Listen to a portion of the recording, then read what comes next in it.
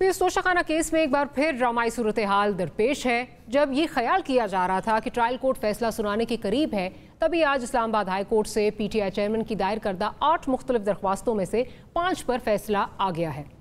Islamabad high court के फैसले को PTI सरबराह के लिए पार्शल रिलीफ कहा जा रहा है। इस्लामाबाद हाई कोर्ट के दिए गए 5 फैसलों के मुताबिक केस की मेंटेनेबिलिटी का मामला दोबारा ट्रायल कोर्ट को भेज दिया गया है, जबकि ट्रायल कोर्ट में गवाहों को पेश ना करने देने से मुतल्लिक दरख्वास्त पर इस्लामाबाद हाई कोर्ट ने फरीकैन को नोटिस जारी करते हुए आइंदा हफ्ते इस पर समाअत करनी है।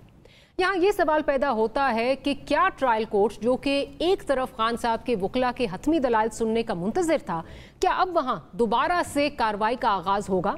लेकिन ट्रायल कोर्ट के जज हुमायूं दिलावर ने कल फिर खान साहब को सुबह 8:30 बजे पेश होने का कहा है और अदम पेशी की सूरत में जज साहब उनके खिलाफ महफूज फैसला सुना देंगे।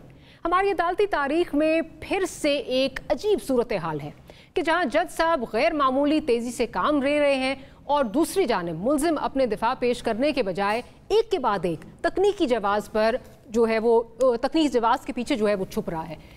इस पर हम बात करेंगे और साथ ही साथ हुकूमत जो कि अपनी मुद्दत के खात्मे के करीब है, उसने भी कानून साजी की लूट से लगा रखी है। बिना पढ़े कवानीन पास किए जा रहे हैं। ख़ास तौर पर ऑफिशियल सीक्रेट एक्ट के कानून पर इत्तेहादी हुकूमत की अपनी सफ़ों से आवाज़ नहीं बल्कि चीखें उठ रही हैं कि आखिर हुकूमत इतनी उजलत में ऐसी कानून साजी क्यों कर रही है।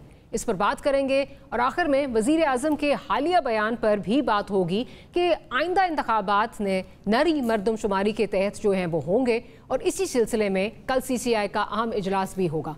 आखिर हुकूमत को ये सोच ऐन जाने से पहले क्यों आ रही है? ये सवालात हैं जो अपने प्रोग्राम के प्लेटफॉर्म से अपने पार्टिसिपेंट्स के सामने रखेंगे। पाकिस्तान मुस्लिम लीग नवाज से अज़मा बुखारी साहब हमारे साथ मौजूद हैं, साथ ही साथ हैदर वहीद साहब हमें ज्वाइन कर रहे हैं, माहिर कानून हैं, और इसके अलावा एतजाज़ असलम चौधरी साहब जो माहिर कानून है वो भी हमें ज्वाइन कर रहे हैं, और अज़मा साहिबा भी लॉयर हैं। सो पैनल ऑफ लॉयर्स है, लीगल एक्सपर्ट्स हैं हमारे साथ। तो पूछते हैं कि हो क्या रहा है, आज जो फैसले आ रहे हैं।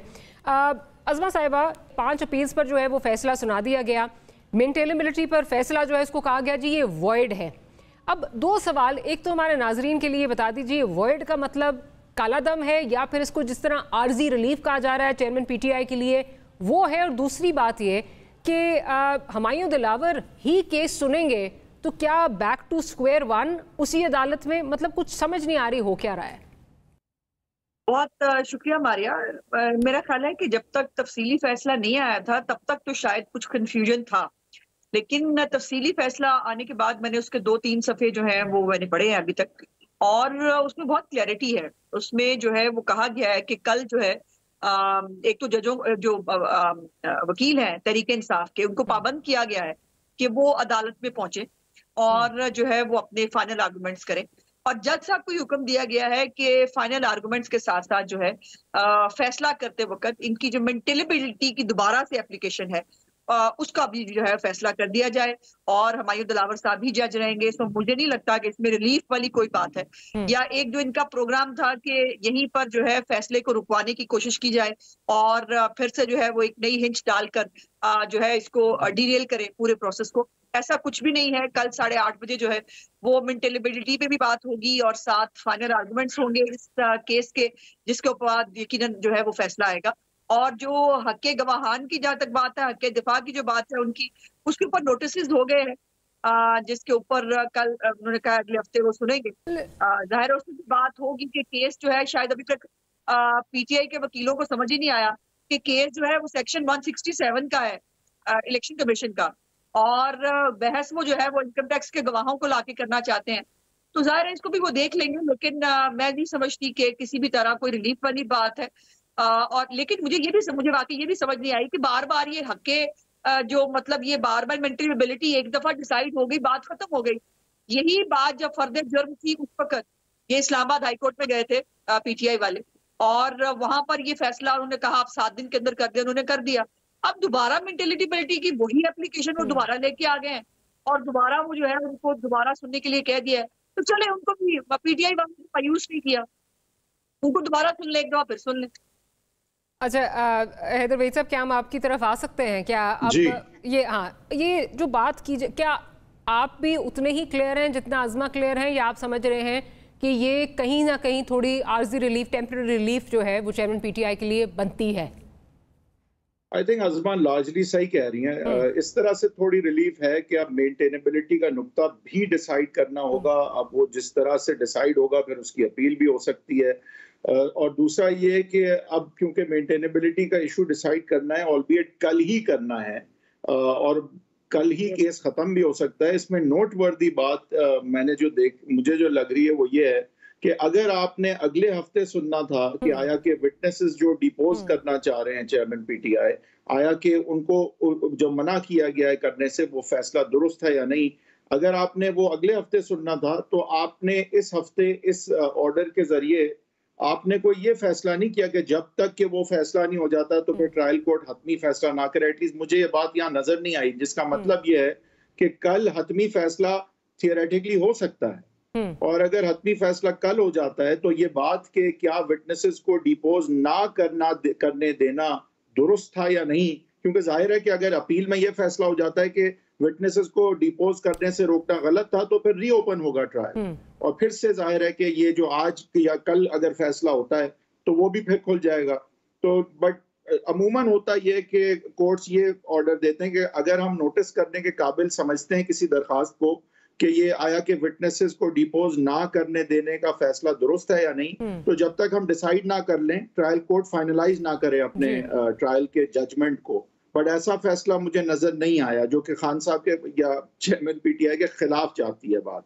तो अगर थोड़ा बहुत रिलीफ है, that's why I largely agree with Azma के रिलीफ बस इस हद तक है कि अगर आपको हुज्जत पूरी करवानी थी कि ये ना हो जाए कि कल को आप इस मुतनाज़ा बनाएं इस फैसले को कि देखो मेंटेनेबिलिटी का मुझे सुने बगैर जो है वो फैसला हो गया, तो लिहाजा वो हुज्जत भी पूरी हो जाए और कल इस पे भी आर्ग्यूमेंट्स हो जाएं और इस पे भी हतमी फैसला आ जाए। तो बहुत थोड़ा सा रिलीफ मैं कहूंगा कि मिला है चेयरमैन पीटीआई को इस हद तक कि एक और नुक्ते पे हो सकता है कि अब उन्हें अपील का मवाद मिलता है तो मिल सकता है कि at least maintainability will have to be independently decided tomorrow. अच्छा एतजाज साहब, आप क्या हमें सुन पा रहे हैं? जी बिल्कुल। अच्छा एतजाज साहब, आप किस तरह देख रहे हैं आज का जो ये फैसला है? आपने अज़मा की राय भी सुनी, आपने हैदर साहब की भी सुनी। How do you view today's judgment? मेरी नज़र में ये कोई ऐसा कोई फैसला नहीं है जिससे पीटीआई चेयरमैन आज खुश होंगे या जिस पर उनको लगे कि रिलीफ मिला। मैं उन्हीं बातों को वापस दोहराते हुए कि ये जो मेंटेनेबिलिटी का आज फैसला हुआ है और उसको रिमांड किया गया है, ये दूसरी दफा हो रहा है। ये इशू पहले भी रेज हुआ था, पहले भी रिमांड हुआ, 7 दिनों का वक्त मिला, उसके अंदर फैसला हुआ, उन्होंने फिर से आज वही प्रेयर वापस रखी और उसको मान लिया गया।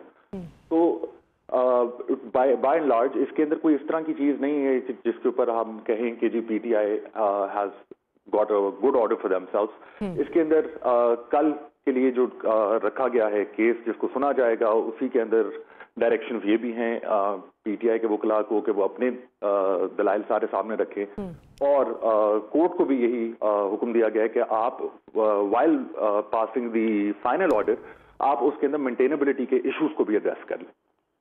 तो अच्छा, जी कंटिन्यू करें। तो मैं आखिरी बात इसमें से भी ये करूंगा कि ये सिर्फ एक गिमिक के तौर पे आप कह सकते हैं कि कल एक आर्ग्यू हो सकता है कि वही बात के मुतराज़ा ना बने या कोई बाद में आर्ग्यूमेंट ना कोई रेज कर सके, उस हद तक का ये सिर्फ एक फैसला है। इसके अंदर कोई खास आप कह लें जीत नहीं है पीटीआई की। अच्छा हैदर साहब, एक चीज़ जिस पे बहुत ज़्यादा तनकीद भी हो रही है, क्या जिस तरह हुमायूं दिलावर साहब काम कर रहे हैं, क्या ये उजलत में ये कहा जा रहा है जी फैसले किए जा रहे हैं, बहुत उनको जल्दी है और ये फैसले जो हैं ये आगे जाके सस्टेन नहीं कर पाएंगे, बिलखुसूस अगर सितंबर से पहले वाली सुप्रीम कोर्ट आती है तो उसमें तो सस्टेन नहीं कर पाएंगे? Your stance on this? देखिए, ये कहा नहीं जा सकता इस वक्त। वो तो मेरिट पे जब फैसला आएगा तो पता चलेगा कि ये सस्टेनेबल होगा या नहीं। क्या ये केस जल्दी चल रहा है? बिल्कुल जल्दी चल रहा है। आमतौर पे केसेस इतने जल्दी नहीं चलते, लेकिन नवाज शरीफ साहब का केस भी जल्दी से ज्यादा जल्दी चला था। तो ये कुछ माहौल इलेक्शन से पहले का होता ही कुछ ऐसा है कि कुछ ट्रायल्स जो हैं वो जल्दी चलते हैं और जल्दी से भी जल्दी चलते हैं। और हैदर भाई साहब, कथा कलामी की माफी, लेकिन उस जल्दी को फिर हम 5 साल बाद जब रिव्यू करते हैं तो हम कहते हैं बहुत जल्दी चले थे और ये गलत थे। मैं उस पॉइंट से कह रही हूँ which doesn't always have anything to do with the law necessarily। होता यही है कि जब सियासी मामलात बदलते हैं और बादल जो है वो छट जाते हैं, गहरे बादल, तो फिर एकदम से फैसले जो हैं वो अलग तरह से दिखने शुरू हो जाते हैं। So even that, although that happens all the time, आप दुरुस्त फरमा रही हैं, और हो सकता है इस दफा भी ऐसा हो, मुझे नहीं पता, लेकिन वो भी जब होना होता है तो उसका भी कानून से कोई ताल्लुक नहीं होता। तो जब वो होगा तो देखी जाएगी। अभी तो जो मामलात हैं वो मेरे ख्याल से कन्विक्शन की तरफ का माहौल लगता है, लेकिन जाहिर है कि ये बात हम हतमी तौर पे कुछ कह नहीं सकते। जज साहब के पास एक केस है, जब मेरिट्स पे फैसला आएगा तो बिल्कुल देखा जाएगा कि यहाँ पे कोई उजलत की गई है क्या, ड्यू प्रोसेस का आर्टिकल 10A का जो राइट है वो पूरी तरह जो है चेयरमैन पीटीआई को मिला है या नहीं मिला है।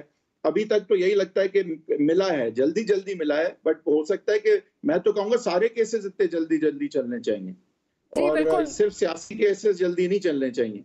ये मेरा ख्याल है, लेकिन तो मेरी और आपकी ये एक जो है वो विश ही रह जाएगी, और मेरा नहीं ख्याल ये कि हम इस तरह मेरे आपके केसेस इतनी जल्दी कभी नहीं चलेंगे, वो तो साल जो है चलते रहेंगे। बिल्कुल।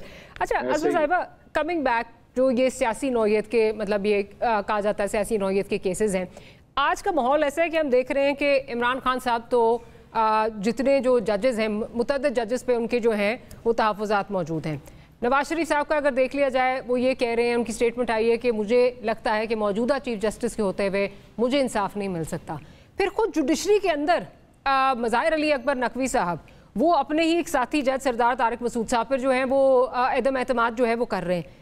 क्या ये एक बहुत बड़ा जो मौजूदा जुडिशरी का हमारा निज़ाम है, क्या उसमें एक बहुत बड़ा सवालिया निशान नहीं है कि हर किसी को ही तहफ़्फ़ुज़ात जो है वो नज़र आ रहे हैं?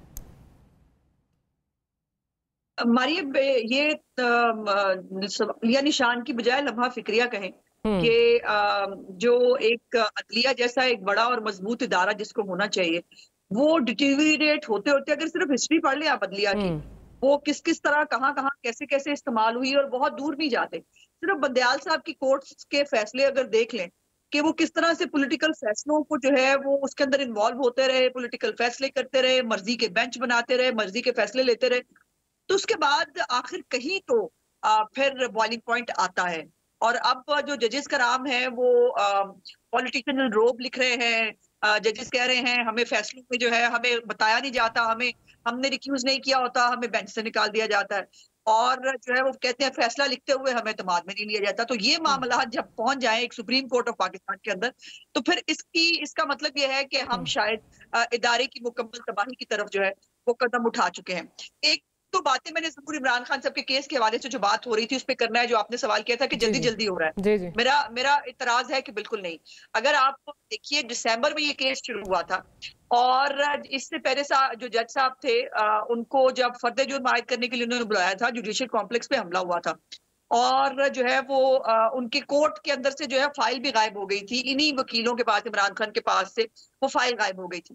और इसको फैसला जो है 6 महीने के अंदर होना था, और आज 8 महीने होने को आए हैं। इमरान खान के ऊपर पहले 6 महीनों के अंदर तो फतेह जुर्म आयद नहीं हो सकी थी, तो इसको जल्दी आप कैसे कह लेंगे? दूसरी बात यह है कि जो जैसे हैदर ने कहा कि आप फैक्ट ऑफ द मैटर देखें ना, अगर तो इमरान खान ने तोहफे चोरी नहीं किए, अगर उसने उसने कहाँ खरीदे, कैसे खरीदे, किसको बेचे, अगर वो उसको गवाह को सामने लेके नहीं आ रहा, अगर उसने जो है मिस स्टेटमेंट की है, अगर उसने वो डिक्लेयर नहीं किए, तो फिर ये कोई जो है वो पनामा केस वाला फैसला तो नहीं होगा ना, ये बेटे से ख्याली तनख्वाह वाला फैसला तो नहीं है ना, जो है ये ब्लैक्स लॉ डिक्शनरी से एसेट की डेफिनेशन लेने का केस है। ये तो केस बड़ा सिंपल है कि आपने अगर तोहफा जो है जो ये कहा करते थे मैंने 50% पे खरीदा, वो भी झूठा साबित हो गया। फिर जो ये कहते थे कि जी मैंने फलानी जगह बेचा, उस घड़ी फरोश ने खुद एफआईआर करा दी है इमरान खान के ऊपर कि झूठ बोलता है, मेरे जो है वो लेटर पैड को इस्तेमाल किया गया, मैंने इससे घड़ी नहीं खरीदी। तो ये अब इस तरह से एक ओपनली एक केस है जिसमें तोहफा खरीदा गया, उसको कैसे खरीदा, उसकी मनी कहाँ है, वो डिक्लेयर नहीं की गई। तो ये इसको मेरा नहीं ख्याल के पनामा जैसे केस के साथ जो है, और वो भी तब जब मॉनिटरिंग जज लगा हुआ था ऊपर, और इमरान खान का एक ट्वीट जो है वो अगर आपको याद उन्होंने किया था, मैं पनामा बेंच का बहुत शुक्रगुजार हूँ सुप्रीम कोर्ट का कि डे टू डे हेयरिंग हो रही है पनामा की, तो अपनी जो है वो 8 महीने की जो हेयरिंग है जल्दी लग रही है, और 6 महीने तक तो इमरान खान के ऊपर जो है फर्द जुर्म आयद करने का पूरी पाकिस्तान की अदलिया में इतनी जुर्रत नहीं थी तो वो इमरान खान के ऊपर फर्द जुर्म तक आयद कर सकते, इसको जल्दी नहीं कहते। चले इसको जल्दी इसलिए हम कह रहे थे अज़मा, क्योंकि जिस तरह नॉर्मल केसेस चलते हैं हमारे यहाँ पे, अगेन वही हैदर जो बात कर रहे थे उसी का रेफरेंस दूंगी कि पॉलिटिकल केसेस में इलेक्शन से पहले हमें ये नज़र आता है कि जिस तरह चीज़ें चल रही हैं बिल्कुल आम केसेस इस तरह नहीं चलते। दैट्स द रीज़न उसमें जिस तरह तकनीकी बिना पर जो है खान साहब ने जो है रिलीफ लेने की कोशिश की, मतलब ये भी अनप्रेसिडेंटेड है कि सुप्रीम कोर्ट को, हाई कोर्ट को जो है वो आप अप्रोच कर रहे हैं। जी